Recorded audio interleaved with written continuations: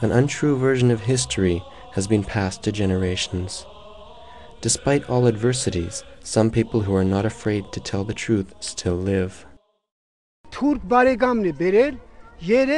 A Turkish friend saved my father.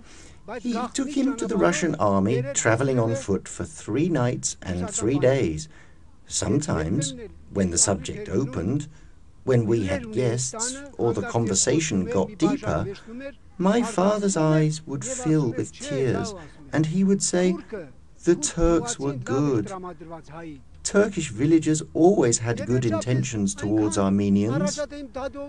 The Turkish villagers, even the whole Turkish nation, were so good to Armenians, and Armenians were close to them. But the Kurds, they took advantage of this. They did very bad things. They raided us.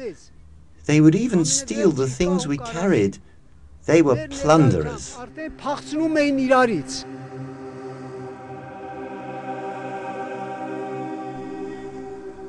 An Armenian who saw the truth himself tells about the Turks and immigration years. But there is another truth, the murders committed by those who claim to have been subjected to genocide. Blood and tears remained from the assassinations conducted by Armenian terrorists against Turkish government officials and innocent Turkish citizens in many places of the world.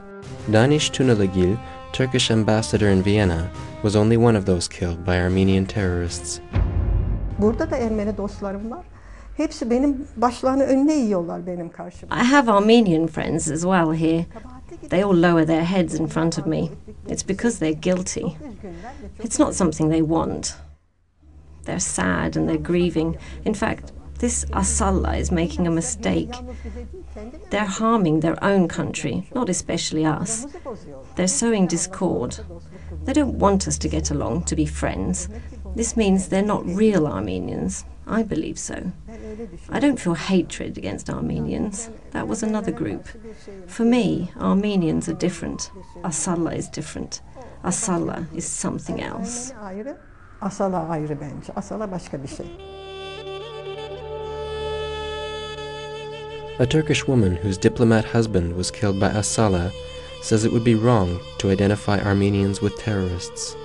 She says Armenians and Turks are friends. On the other hand, an Armenian scientist, if somebody shot my brother and killed him, I wouldn't even go to court. I wouldn't tell anyone. If I had a gun in my hand, I would immediately kill the murderer.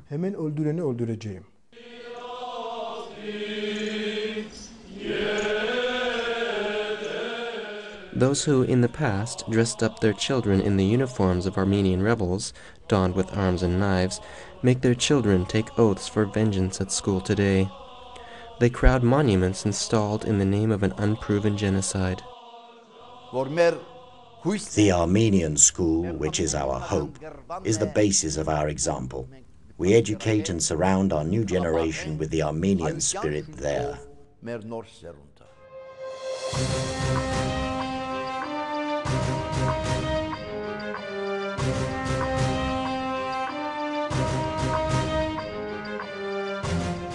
In Armenia and Armenian schools outside Turkey, young hearts are made to take vengeance oaths.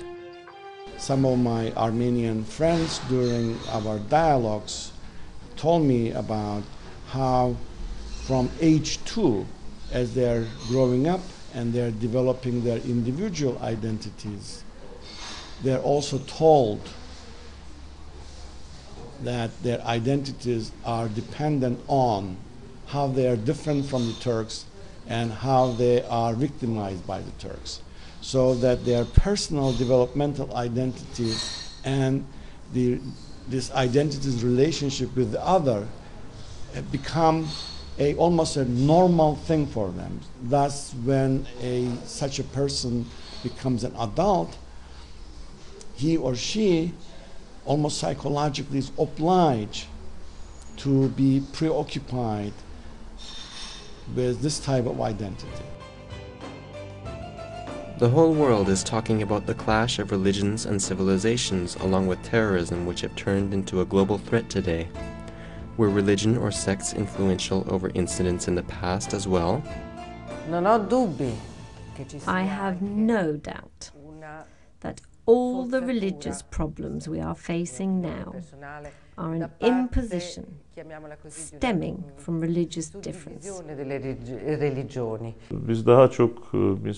I believe missionaries played a great role. Relations deteriorated after the 1840s and 50s. Rolü olduğuna ben inanıyorum.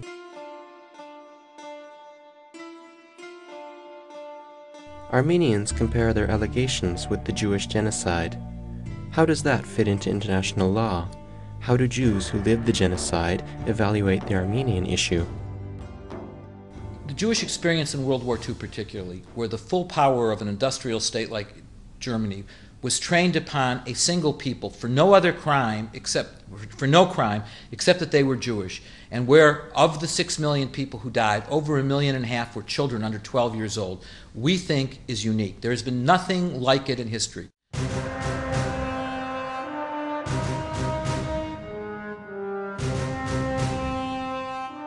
Today, Armenians who try to identify their situation with Jews seem to forget the murders conducted by their ancestors against the Jews. Armenians who served as Nazi officers in Hitler's army played a major role in this blood-covered page of history. In Caucasia, there were Armenian troops in the service of Nazi Germany and Armenian journals supporting the Nazi regime. Hitler's famous quote, "Who remembers the Armenians?" Well, I can tell you exactly who remembered the Armenians. It was Hitler. I'm about halfway through with the next book in my series I'm doing, and my working title is Hitler's Armenian Nazis. And there were over 100,000 of them volunteered starting in 1935 to fight for Aryan purity with the Nazis.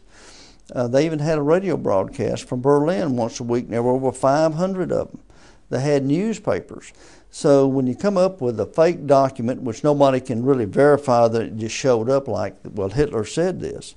Well, Hitler also remembered the Armenians, and when he proclaimed them in 1943 to be Aryan pure, just like the Germans would, and it was the Armenians who lobbied Hitler to declare them to be Aryan pure. And when you look at Armenia today, it is Aryan pure. It's over 95% pure Armenian. They've driven everybody else out, and by law, you can't even, if you're a minority, you can't hold a public office in Armenia, just like the Nazis did. So they, got to know their partners in crime well during those from 1935 to 1945 for 10 years, and they're practicing it today. So, yeah, Hitler remembered the Nazis. They were his partners. And I think that needs to be told.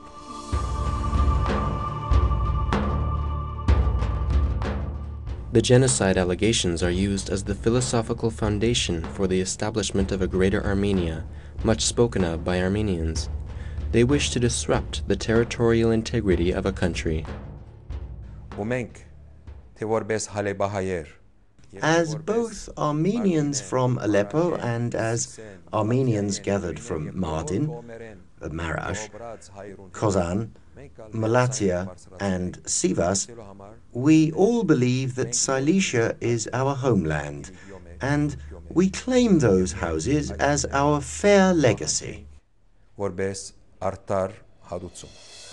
We who live in the United States are going to have to give up all of our land to the Mexicans because they had Texas and several other states, and the rest of us in the other parts of the United States are going to have to go back to Europe because the Native Americans owned that before they did. So if you take the Armenian logic to its conclusion, none of us belong anyplace.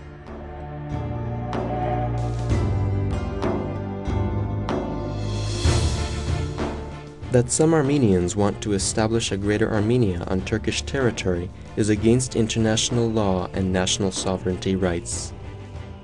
The Kars Agreement is a legacy from the Soviet Union. Therefore, as a successor state, Armenia should have adopted the agreement. However, Armenia remains silent on the issue. She does not adopt the agreement.